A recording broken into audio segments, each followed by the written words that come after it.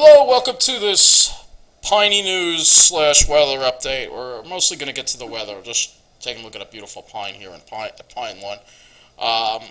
We gotta watch Irma, which there's been some development since the last time I did an update on that.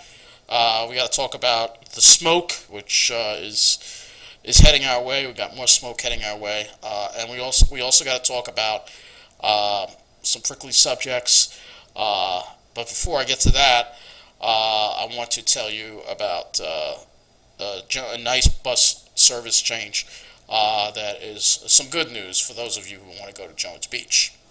So, service has been extended through September 17th. That's right, September 17th, Jones Beach. So, I don't know if this is daily service or weekday service or whatever, but it has been extended. They have the sign right here posted at Freeport, by the way, which is a very, very, very creepy place to wait for the bus.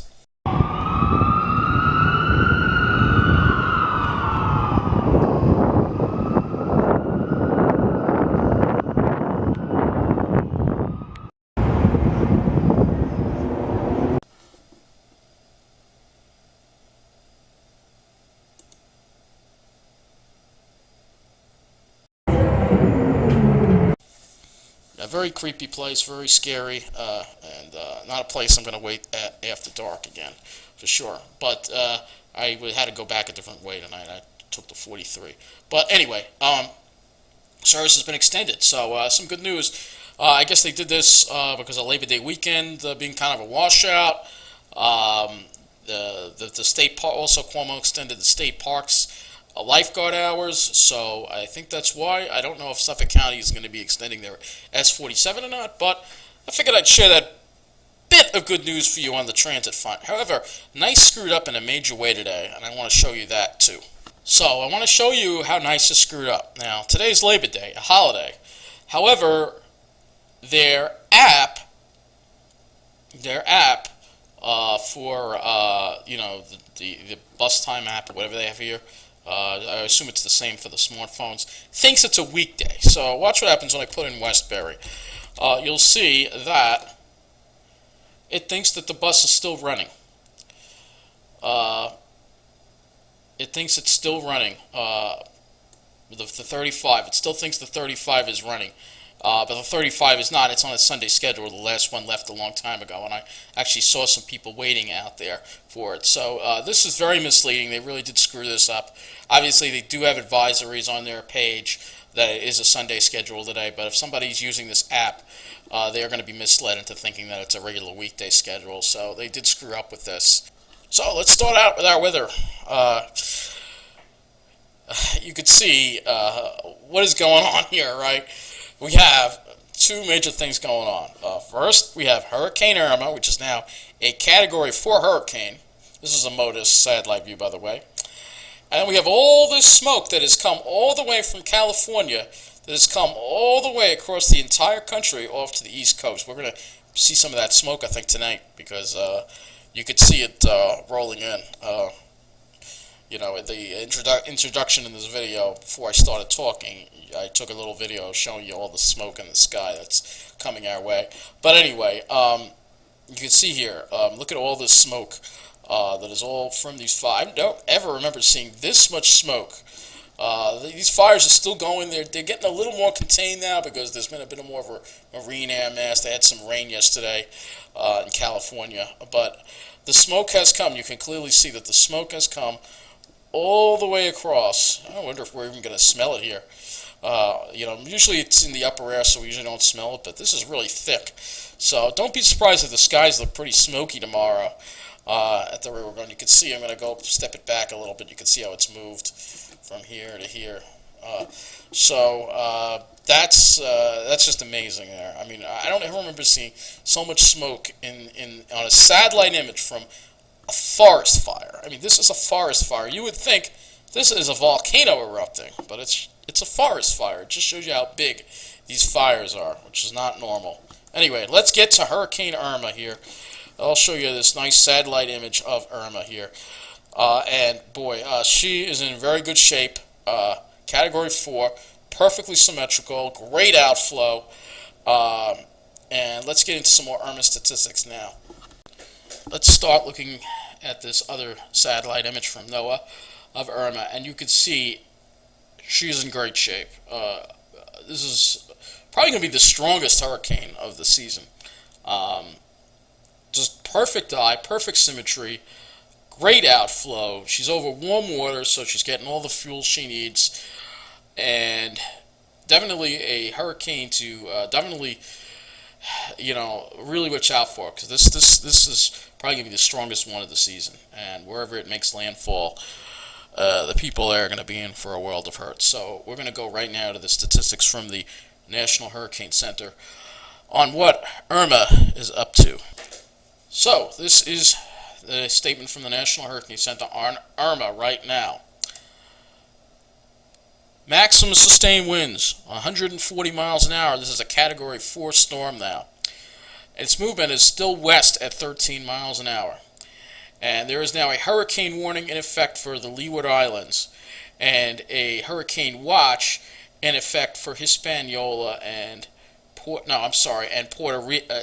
There's no hurricane watch yet for them, but hurricane watch for Puerto Rico. So it looks like this storm is going to track towards southern Florida, according to there. And we're going to get to the models, and you're going to see why that track is probably going to be the track it's going to take. I'm hoping it doesn't wind up going into the Gulf of Mexico again and hitting the same area. I don't think it's going to. But Florida, southern Florida, this could be a significant storm for you, significant disaster. It all depends on the movement of this storm. But right now, it looks like an impact to land is looking quite likely at this point. I don't think it is going to go out to sea.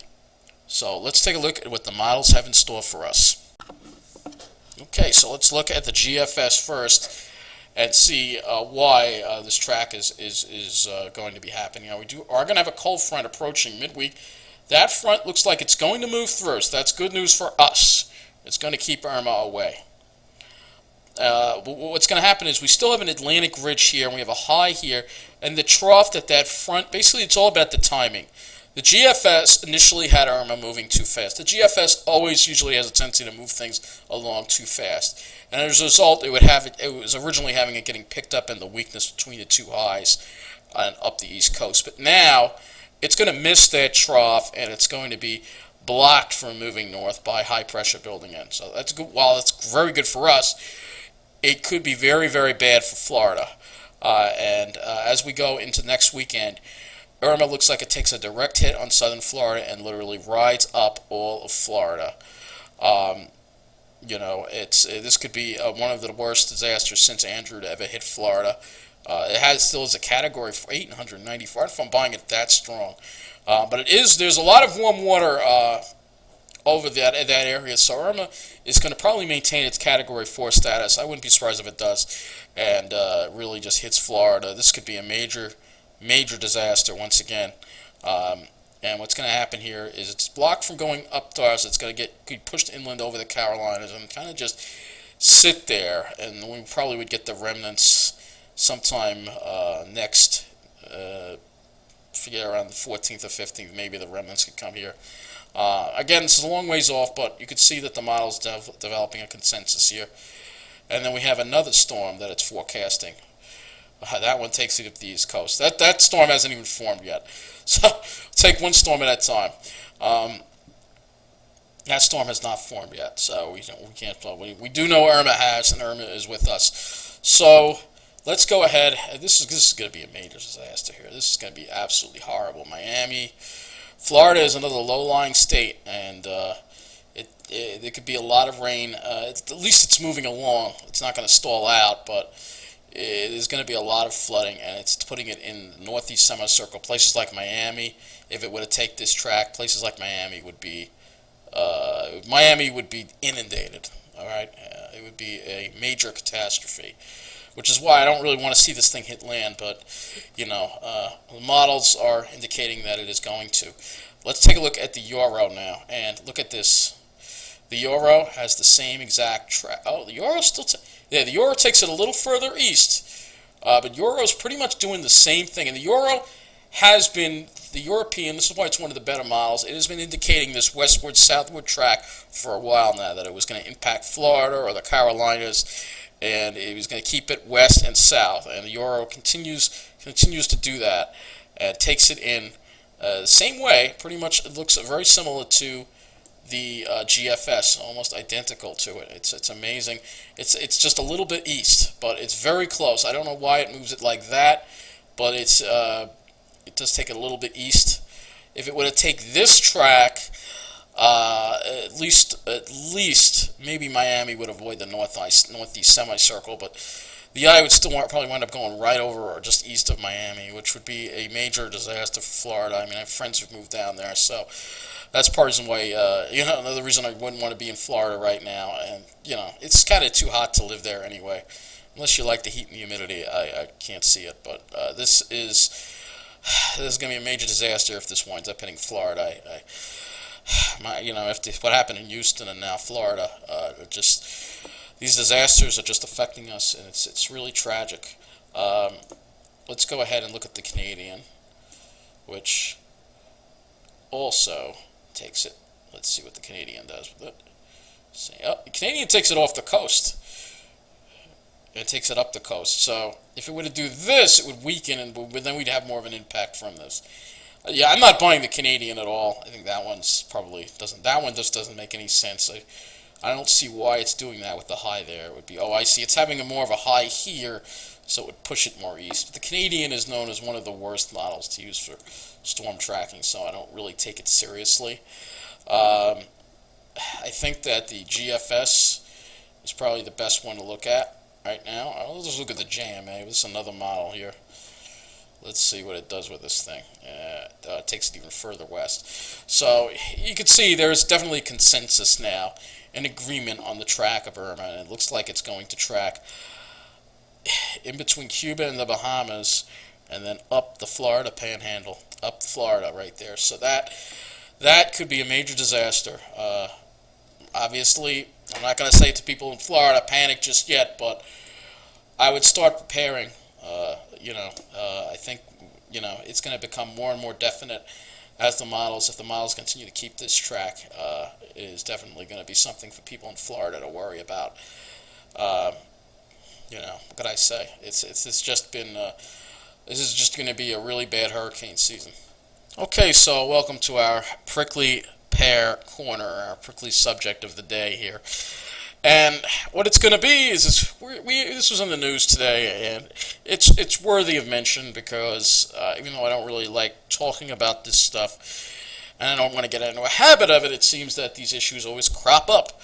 And I don't feel like setting up the camera and doing that, getting in front of the camera and talking. This is only going to be a couple of minutes that I'm going to talk about this subject, probably not even. But I have a story linked below that is about a group of people in Smithtown that are trying to fight a group home opening up in their community. So they're upset that the group home is opening, and one of the ladies in the story said, well, we pay high taxes to avoid this kind of stuff. This kind of stuff. This is exactly what I'm up against. People like this. These snobby people that just have a problem with people with disabilities or people with mental disabilities moving in. They think that we should be relegated only to crappy neighborhoods, and we don't deserve to live in nice neighborhoods, and we don't deserve to live in safe neighborhoods. And people like this just piss me off so freaking much.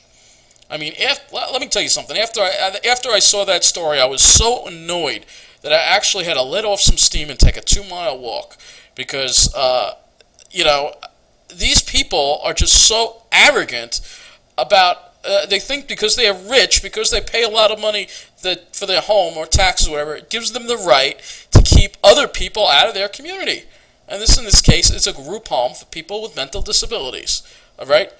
And fortunately, we have a law in this state that protects that basically the town cannot stop a group home from opening.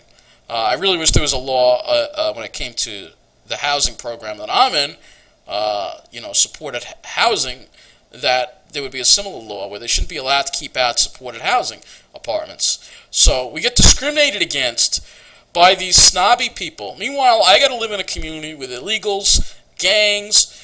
You know, when you see signs like this in your businesses in town, you know you're living in a ghetto. You know you're living in a ghetto, all right? Why should we have to be forced to live in the ghetto just because we have a disability, just because we're different, all right? Why should we be forced to have that? Shouldn't we have the same opportunities and have the same access to happy things, whether it be a lively town, whether it be a decent place to get food, or a clean place to do laundry, or transportation? Shouldn't we have access to feel safe? Think about when you're mentally ill and you've got anxiety disorder, and your anxiety disorder is triggered and made worse by having to worry about criminals hanging around in your town, or that you have depression and it's so dead in your town and you'd like to live somewhere more lively, and it just makes you feel so depressed and lonely because you're kept away from all the places that would make you happier. So for the people in Smithtown, a big giant fuck you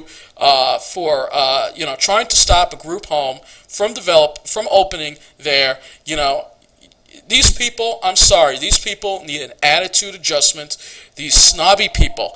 So that's going to do it for this kind of unorthodox Piney news update. We'll go into more of a traditional next time, I guess. It's just easier for me to do it this way than set up the whole camera and everything. It just, what can I tell you? I got a lot of other stuff going on that I gotta still try to find a safe place to live.